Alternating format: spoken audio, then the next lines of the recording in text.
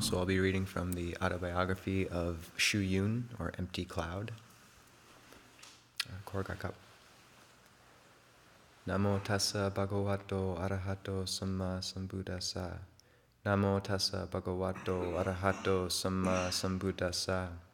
Namo tassa bhagavato arahato samma sambuddhassa. Bhutang dhammang sanghang namasami. I'll be skipping around a bit, so I'll just mention the page number. This is the introduction on page 5. Long before the time of his death in 1959, at the venerable age of 120, on Mount Yunju, Xiangxi province, Master Xu Yun's name was known and revered in every Chinese Buddhist temple and household, having become something of a living legend in his own time.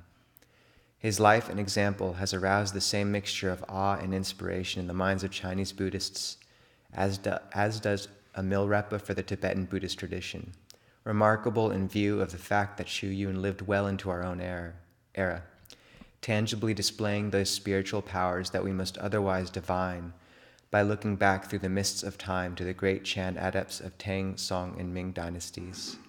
They were great men whose example still inspires many today, but in many cases we have scant details as to their lives as individuals outside of their recorded dialogues or talks of instruction.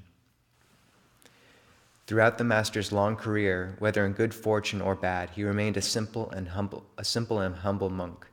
Those who met him, including the usually more critical Western observers, found him to be thoroughly detached from his considerable achievements, unlike one or two other Chinese Buddhists who had welcomed publicity and self-glorification as instruments behind the Chinese Buddhist Renaissance. While many talked, Xu Yun quietly went his way, as unaffected as the uncarved blocks so dear to the wise Chinese heart. Again, despite the munificence of the temples he helped to restore, his noble simplicity remained entire. When the Master approached a holy site for restoration, he took a staff with him as his only possession. When he had seen his task completed, he left with that same staff as his sole possession. When he arrived at Yunju Mountain to restore the Zenru monastery, then a shambles, he took up residence in a cowshed. Despite the large sums of money which came in from devotees during restoration, the Master remained content with the simple cowshed and still preferred it, even after Zhenru's monastery had risen, phoenix-like, from its ashes. But this was to be expected from a monk who had once lived on nothing but pine needles and water, while on retreat in the mountain fastness of Gushan. Famous too were the Master's long pilgrimages on foot to holy sites at home and abroad, totally at the mercy of the elements, and often with little more than his faith to support him. His greatest pilgrimage began in his 43rd year, when he set out for the Isle of Putui in Zhenjiang, sacred to Avalokiteshvara Bodhisattva. Carrying incense in hand, he prostrated every third step of the way to pay reverence to the 3 gens. Thence, in a sacred fashion, he headed for Mount Wutai in Shanxi, sacred to the Manjushri Buddha. One point of his pilgrimage being to pay back the debt of gratitude he felt to his parents. The strength of his determination can well be measured by the fact that he nearly perished twice in the bitter cold of Wutai's snowy peaks, but never gave up. He was saved by a beggar named Wenji, regarded by Chinese Buddhists as a transformation body of Manjushri. From Mount Wutai, the Master headed towards Tibet, where he visited, going on to Bhutan, India, Ceylon, and Burma before returning to China via Yunnan, calling at the holy sites en route.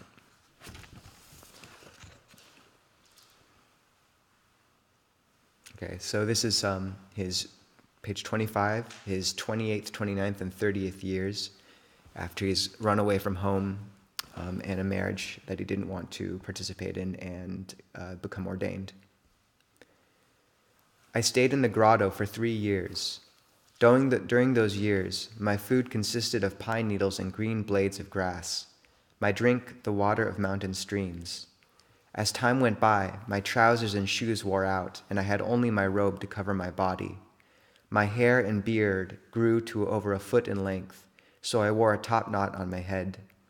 My eyes became bright and piercing, so that those who saw me took me for a mountain spirit and ran off. Thus I avoided speaking to others. In the first and second years of my seclusion, I had many unusual experiences, but I refrained from discriminating about them, turning back in singleness of mind to look into them while reciting the Buddha's name. Deep in the mountains and marshy land, I was not attacked by tigers or wolves, nor was I bitten by snakes or insects. I neither craved for human sympathy, nor took the cooked food normally eaten by people. Lying on the ground with the sky above me, I felt the myriad things were complete in myself. I experienced a great joy, as if I were a deva of the fourth dhyana heaven. I thought that the worst calamity for worldly men was having a mouth and a body, and remembered an ancient saying that his begging bowl could slight the sound of 10,000 bells. Since I had not even a bowl myself, I experienced boundless freedom from all impediments. Thus my mind was clear and at ease, and my strength grew with each passing day. My eyes and ears became sharp and penetrating, and I walked with rapid steps as if I were flying. It seems inexplicable how I came to be in such a condition. In the third year, I was able to make my heart content, moving freshly as I wished. As there were mountains to stay on and wild herbs to eat, I started wandering from place to place, and then thus passed the year oblivious to time.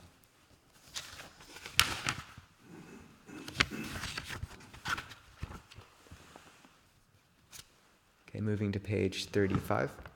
Chapter 2, Pilgrimage to Mount Wutai, my 43rd year, 1882. Over 20 years had passed since I cut off my family ties in order to leave lay life. As my spiritual attainments were as yet incomplete, and as I was still drifting about, I felt very ashamed. In order to pay back my debt of gratitude to my parents, I decided to go on pilgrimage to Putoi in the east, and thence to Mount Wutai in the north. I stayed a few months at Putoi, where I made excellent progress with my spiritual training in the mountain stillness. On the first day of the 7th lunar month, I set out from the thatched temple of Phahua, carrying burning incense on the way to Wutai. I vowed to prostrate myself at every third step on this long journey until my destination had been reached. On the first leg of the journey, I had with me 4 Chan monks. After crossing the sea by ferry, we were not many days on the road before stopping at Huzhou. My 4 traveling companions went their way at Suzhou and Chengzhou, and I carried on alone. When I arrived at Nanjing, I paid reverence to the stupa and Master Farong on Mount Nuitui, and then crossed the river proceeding to Shizishan and Pukao, where I stopped to pass the New Year at the temple. That year I walked holding incense offerings from Mount Shizi to the north of the Jiangxi province and entered Henan province, subsequently passing through Fenyang, Huajiao, Huailing, Mount Song, site of the Shaolin Temple. Passing on, I eventually reached Baimai, monastery at Luyang. I walked by day and rested by night, no matter whether it blew or rained, or whether it was fair or foul weather. Thus, prostrating myself at every third step, I recited the name of Manjushri Bodhisattva with singleness of mind, oblivious of either hunger or the warmth of my fill. On the first day of the 12th month, I reached Tuishi Ferry on the Huishe River, passed the yellow tombs, the tombs of Guiwu, and stopped at the nearby inn. The next day I crossed the river, and when I reached the other bank it was already dark, so I dared not walk on. As the place was deserted, I stopped there, entering an empty thatched hut by the roadside where I sat. That night the cold was intense, and there was also heavy snowfall. When I opened my eyes the following morning, I saw the whole countryside was white with over a foot of snow. All roads were blocked, and the place was devoid of travelers. As I could not resume my journey, I sat reciting the Buddha's name. I suffered greatly from hunger and cold, since the hut had no enclosure. I huddled myself up in a corner. As heavier snow fell, the cold became more intense and my hunger greater. It seemed as if only my breath remained. But fortunately, my right thought, after 3 days, was intact. After 3 days, with the same snowfall, the same cold and hunger, I gradually sank into a state of confusion. In the afternoon of the 6th day, I dimly saw a faint image of the sun, but I was by then gravely ill. On the 7th day, a beggar came, and seeing that I was sleeping in the snow, asked me some questions, but I could not speak.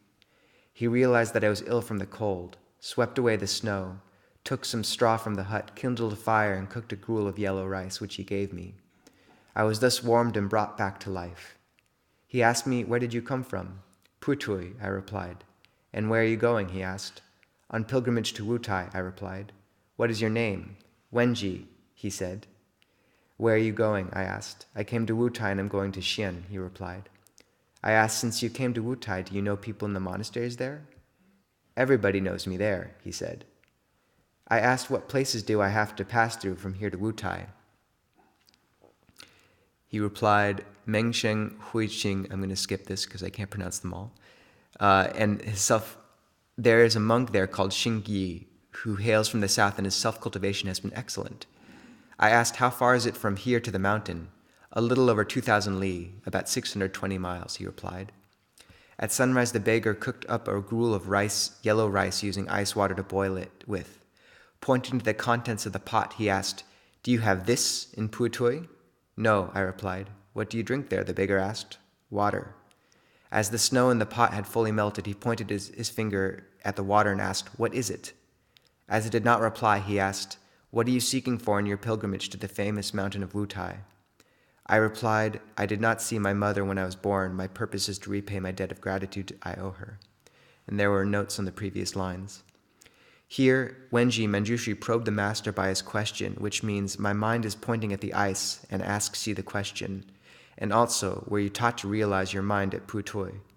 The Bodhisattva continued probing the master with subsequent questions, which the latter did not understand, for he was as yet unenlightened. Water symbolizes the self-nature, and the question is loaded with meaning.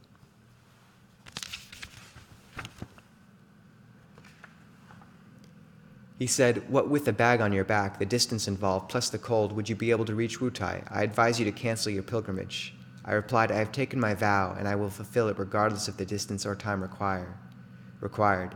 He said, your vow is a difficult one to undertake. Today, the weather has improved, but all the roads are still blocked with snow. You can resume your journey by following my tracks. Some 20 li further on the temple, there's a temple where you can stay. So then he continues on his journey. Then at the end, during the 2 years gone by, although I had traveled 10,000 li, I always walked on foot, the only exception being when crossing the sea by boat. I forded streams and climbed mountains, braving rains, gales, frost, and snow. The scenery changed every day, but my mind was pure like a bright and solitary moon hanging in the sky. My health grew more robust and my steps became rapid. I felt no hardship on this march, but on the contrary, I realized the harmfulness of my former self-indulgence. An ancient rightly said that after reading 10,000 books, one should travel 10,000 miles. This is during his 62nd year, 1901. I stayed at my hut during spring and summer. The old master Faran of Mount Shi arrived in Shenxi province and erected a hut on Mount Shuiwei. With him came 60 people, about one half of whom stayed at Huangwu Monastery. The local people argued that they had lived there for generations and insisted that building land should be given to them in exchange for rice fields appropriated. Just a second. Okay. I was alone in my hut, but my body and mind felt pure and clean. One day I cooked taro in a cauldron and sat cross-legged while waiting for my meal to cook, and involuntarily entered the state of Samadhi. My 63rd year, 1902. Master Fucheng and others who stayed in nearby huts were surprised that I had not called on them for a long time, and came to my hut to present their New Year's greetings. Outside my hut, they saw tigers' tracks everywhere, with no traces of man. They entered my hut, and seeing that I was in Samadhi, they awoke me with a ching, a musical instrument made of stone, the sound of which is subtle but penetrating. When I returned to self-consciousness, they asked me, "Have you taken your meal?" I replied, "Not now. The taro in the cauldron should be well cooked by now." When its cover was lifted, the cauldron was covered with an inch of mold. Fu Chen was startled and said, "You must have been in Samadhi for half a month." We then melted ice, cooked taro, and ate our fill. They joked with me and left.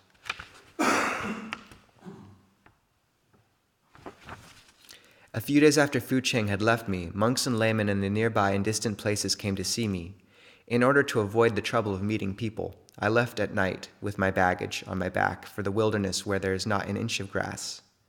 I reached Mount Taibai, where I lived in a grotto, but after a few days, Master Chijian followed my footsteps and came to my locale. We then agreed to make the long journey to Mount Emi together. We made our exit through Baoyai defile, arrived at Mount Zibai, and so on. Walking on, we reached Chengdu, where we rested in a temple for a short while. We then walked again via Jidang Prefecture.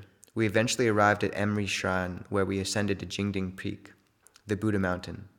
Later in the night, we saw countless heavenly lamps, whose brilliance was akin to the wisdom lamps previously seen on Mount Wutai. I went on to Shiwa Hall, where I paid reverence to the old abbot and all the monks on the mountain. Being an enlightened master of the Chan school, the abbot gladly kept me with him for a few days' stay. Afterwards, I descended the mountain, followed my way around the Shijiang pool. It happened that the river current was rising, and from morning until midday I waited for the boat. When it arrived, after all the other passengers had gone aboard, I asked Jijian to board ahead of me and passed him our baggage. Just as I was about to climb aboard, the mooring rope broke, but I managed to catch hold of the half attached to the boat. As the current was swift, and since there were many passengers on board, the slightest inclination of the boat would have caused it to capsize, so I did not move, and was thus dragged through the water by the boat. At sunset, it made towards land, and I was lifted ashore. My garments and both my feet were cut by stones. It was cold and raining. When we arrived at Shijian's customs post, the nearby inns refused to admit monks. There is a temple in the street, but the only monk there also refused to let us stay despite repeated demand. As our garments were soaked and the ground wet, we gave money to the monk to sell us some dry straw. Instead, he brought us 2 bundles of wet straw, which would not burn. We patiently endured these annoyances and sat until sunrise. Then we bought a few coarse fruits to fill our stomachs and continued our march. The following day, we climbed the mountain until reaching the Jingding Peak, where we made incense offerings.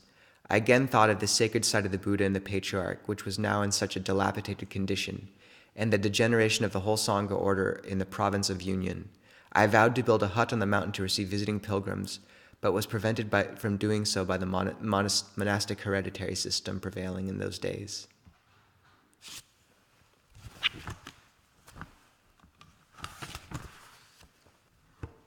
Okay, this is page 106, and this is on his trip to Thailand in 1907 to retrieve a copy of, I believe, the Tripitaka.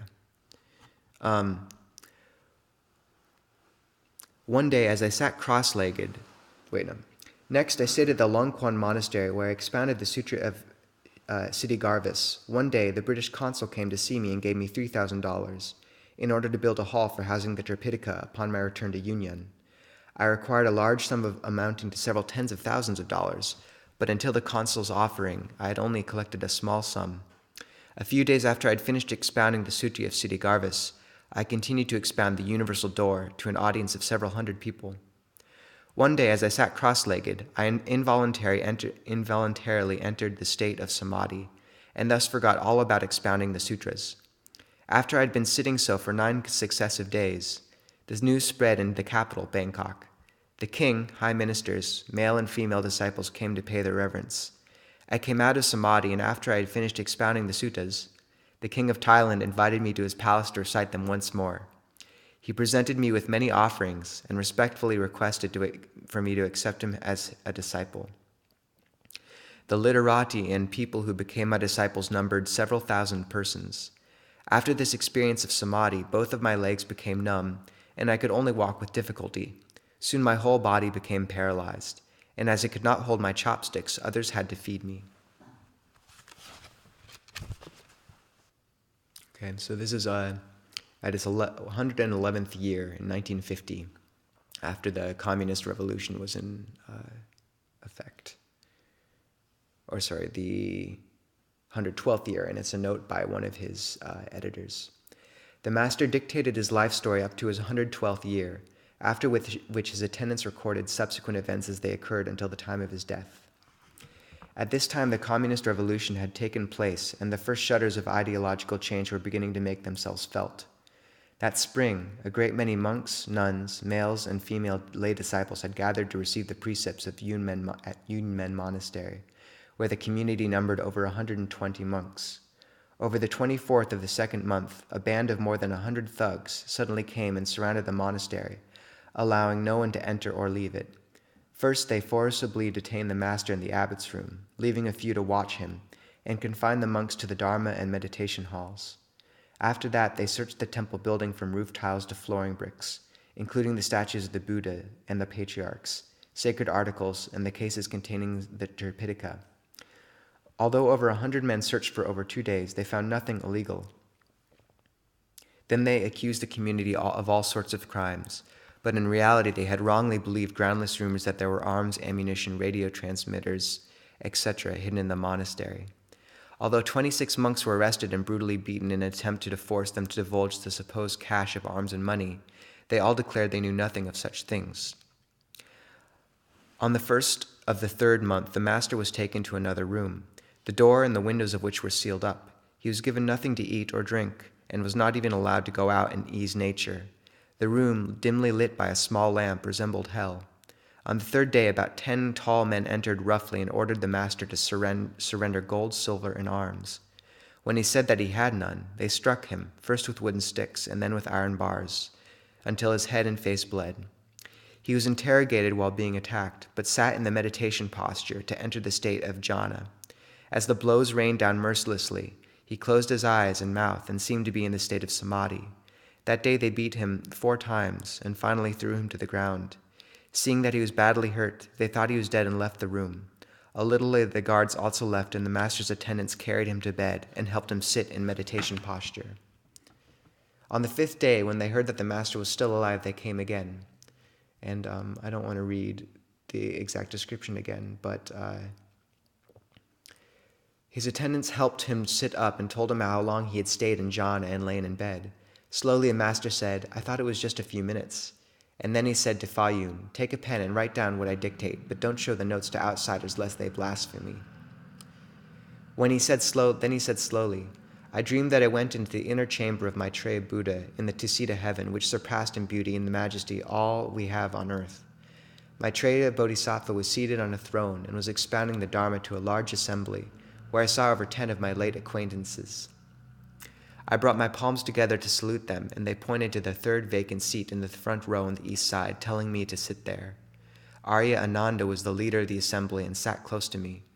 Maitreya was teaching meditation on the mind to still consciousness, but purposely stopped to say to me, 'You should go back to your monastery.' I said, 'My karmic hindrance is too great, and I'm unwilling to return.' He said, 'Your karmic link with the world has not yet ended, and you must go back now so that you can return here later.'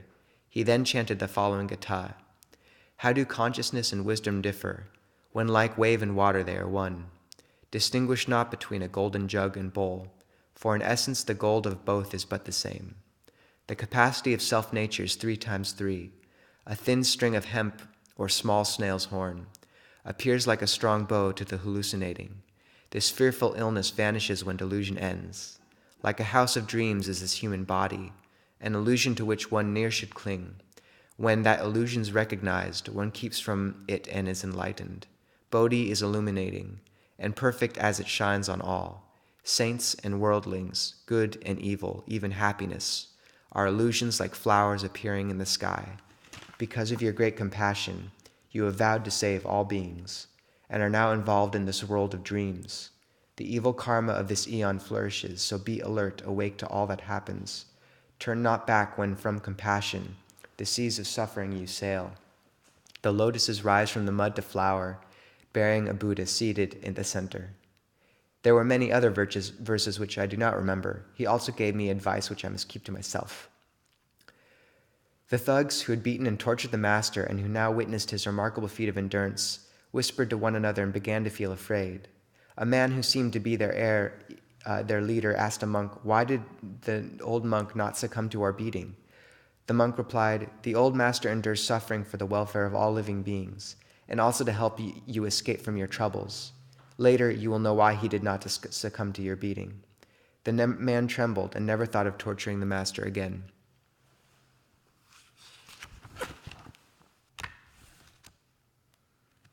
And that'll be all for now.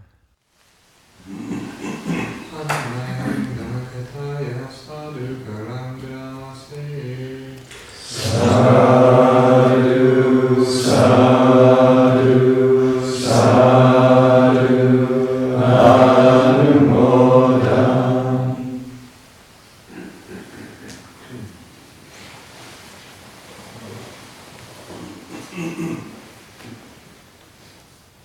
from the board. Just a question unrelated to the reading, but in your life, do you ever feel like you're sometimes like taking two steps forward, one step back kind of thing? Yeah, absolutely. Yes. Sometimes only one step forward and two steps back. Yes. No, that's the reality of our existence. But it's also this sense of recognizing that, especially as having this opportunity to practice and to develop within the Buddhist path, that there is a way forward, even if it seems a bit daunting or difficult at times. There is a way forward, and there actually is a path. So that's just sort of developing the skill and understanding of how to implement it. I'm going to have to leave it at that. I'm going to have to leave this morning to go to the doctors, and so I will lead people to practice today and contemplate the uncertainty of a human body.